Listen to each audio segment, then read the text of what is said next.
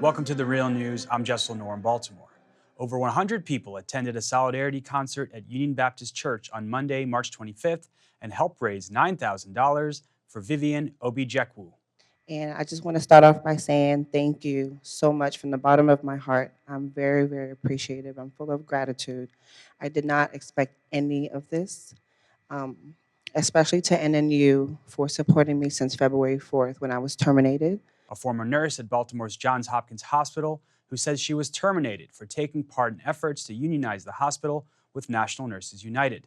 Members of the Baltimore Symphony Orchestra, as well as musicians Ryan Harvey and Brooks Long, performed.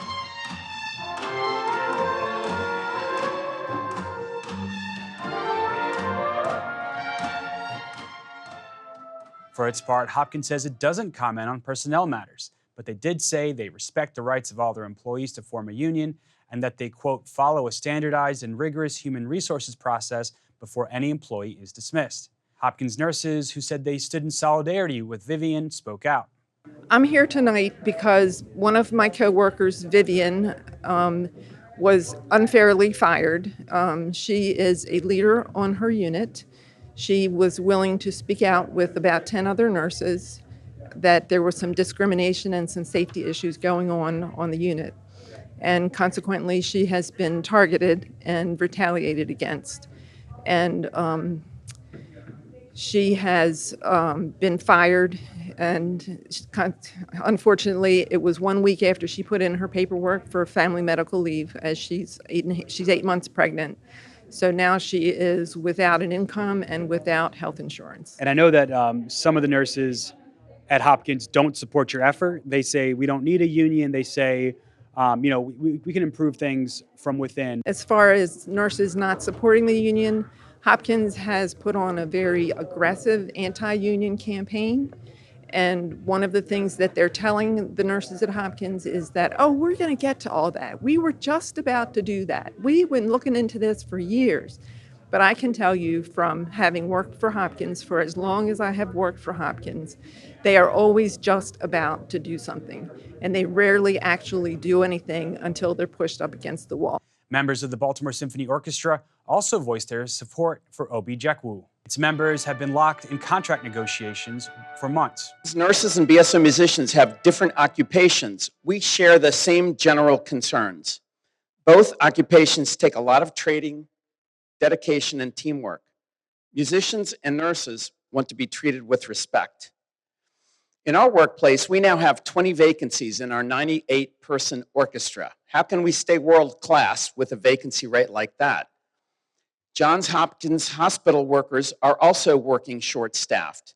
There are fewer full-time employees, and the vacancies sometimes are filled with part-time replacements. When a hospital doesn't have enough nurses, patient care suffers. Obijekwu's case is among those that will be raised on June 4th, when the National Labor Relations Board will hear allegations the hospital has waged an anti-union campaign against nurses who have sought to unionize. Reverend Al Hathaway, senior pastor at Union Baptist, says he opened his doors to the event when he heard of Obijekwu's plight.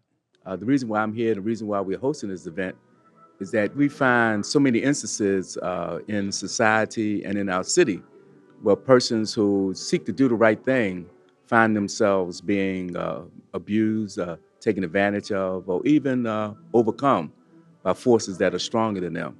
So I was drawn to the situation of Nurse Vivian, who's a good spirit, nice person. You can tell that she has a servant spirit. Yet she found herself in a situation where Johns Hopkins Hospital, I believe, was not fair to her. He said Hopkins, which has faced staunch opposition over a number of issues, like seeking an armed private police force, has much work to do in the community. I think Hopkins still has a way to go. They have to make certain that they respect the rights of every individual.